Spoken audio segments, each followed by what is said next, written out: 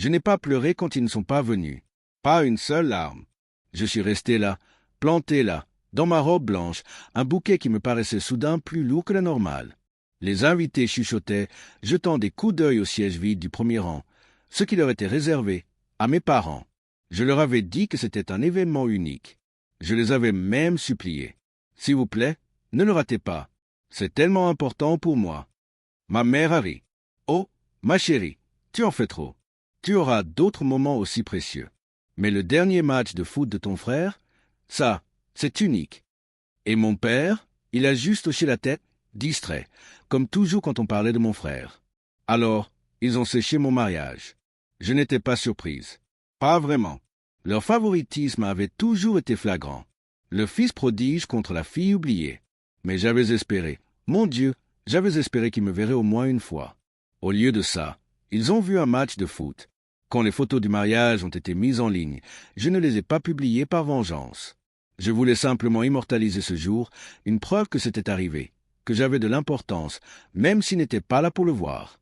Mais les photos sont devenues virales. Des inconnus ont été séduits par l'intimité du moment. Les vœux sous le chêne, le petit cercle d'invités, le regard de mon mari comme si j'étais tout son univers. C'est devenu viral avant même que je m'en rende compte. Et c'est là que la tempête a commencé. Ma mère a appelé la première. Sa voix était si douce. « Ma chérie, pourquoi ne nous as-tu pas dit que c'était un mariage ?» J'ai laissé le silence s'étirer. « Si, ai-je fini par dire. Tu as ri. » Un silence, puis une inspiration brusque. Ce son qu'elle fait quand son image se fissure. « Tu n'as pas dit mariage. Tu as dit un événement. On a cru que tu te trompais. » Elle a balbutié des excuses. On serait venu si on avait su. Mais c'était faux. J'avais vu comment elle regardait mon fiancé. Polie, distante, mesurant toujours sa valeur à l'aune de celle de mon frère. Mon père a suivi son exemple, lui aussi, trop aveugle ou trop fatigué pour remarquer le déséquilibre. Ce n'était pas un malentendu. C'était la conséquence logique d'années de négligence dissimulée sous une fausse affection. Le lendemain, mes beaux-parents ont appelé, furieux. Pourquoi tes parents ont-ils manqué le mariage de leur propre fille, a exigé ma belle-mère? N'ont-ils aucun respect pour notre famille? Je n'ai pas répondu. Inutile. Le silence était plus éloquent que tous mes mots. Puis mon père a appelé. Sa voix était grave, basse. Je ne savais pas, a-t-il dit. Je le jure devant Dieu. J'entendais le tremblement dans sa voix. Je te crois, ai-je dit. Mais je sais aussi que maman, elle, le savait. Nouveau silence. Puis, doucement, si c'est vrai, c'est fini. Et voilà, la première fissure est apparue. C'est là que j'ai compris. Je n'avais pas besoin d'élever la voix pour les détruire. Il suffisait de laisser la vérité éclater au grand jour. Pas de confrontation, pas de cris, juste la révélation calme de leur choix. C'était presque poétique. Des années à être ignorées, oubliées, vengées par un simple instant de silence. Je n'avais pas prévu que les choses se déroulent ainsi, mais une fois lancées, je n'ai pas pu les arrêter. Mon frère a appelé ensuite, confus et furieux. « Qu'est-ce que tu leur as fait ?»« Je me suis marié, ai-je répondu. Il a juré. Tu as salé l'image de maman sur Internet. Maman l'a fait elle-même. Il a raccroché. La semaine suivante, les conversations de groupe familial ont explosé. Cousins, tantes, anciens voisins, tous y allaient de leur agot, se défendaient, s'accusaient. Ma mère a tenté de contrôler la situation, prétendant que j'avais gardé le secret du mariage par vengeance. Mais les captures d'écran ne mentent pas.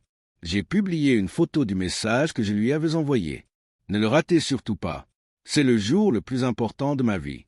C'est tout ce qu'il a fallu. La vengeance silencieuse était accomplie. Je n'ai pas perdu le contrôle une seule fois. Je n'ai pas crié. Je n'ai pas supplié. J'ai simplement dit la vérité et laissé les choses se faire naturellement. L'image parfaite de ma mère s'est brisée en ligne. Ses amis ont pris leur distance. Mon père a cessé de répondre à ses appels. Mon frère a pris son parti, bien sûr, mais cela n'a rien changé. L'équilibre avait basculé. Elle m'a rappelé des semaines plus tard, en pleurs cette fois. Tu as détruit notre famille. Je n'ai rien dit parce qu'elle avait tort. Elle a détruit dès l'instant où elle a décidé que je ne méritais pas qu'on se présente. Je lui ai simplement tendu un miroir. La dernière fois que je l'ai vue, c'était chez mon père. Elle était venue le supplier de la pardonner. Il se tenait sur le seuil, froid et distant. « Je ne savais pas », m'a-t-il répété une fois qu'il est parti. « Je te jure que non. Je sais, ai-je répondu. Mais tu aurais dû. Il a paru plus petit alors, comme s'il réalisait combien d'années s'étaient écoulées sans qu'il me voie vraiment. Parfois, on me demande si je regrette tout, la façon dont tout a dégénéré. Non, je n'ai pas déclenché de guerre. J'ai cessé de faire comme si je n'existais pas, et pour la première fois de ma vie, j'ai été vu, non pas comme la fille de quelqu'un, ni comme la sœur de quelqu'un, mais comme une femme qui s'est choisie elle-même. Ma mère a perdu sa réputation. Mon père a perdu ses illusions. Mon frère a perdu la version de moi dont il pouvait se moquer. Quant à moi, j'ai trouvé la paix. Celle qui survient lorsqu'on se sent enfin de supplier d'être choisi et qu'on réalise qu'on n'a jamais eu besoin de changer.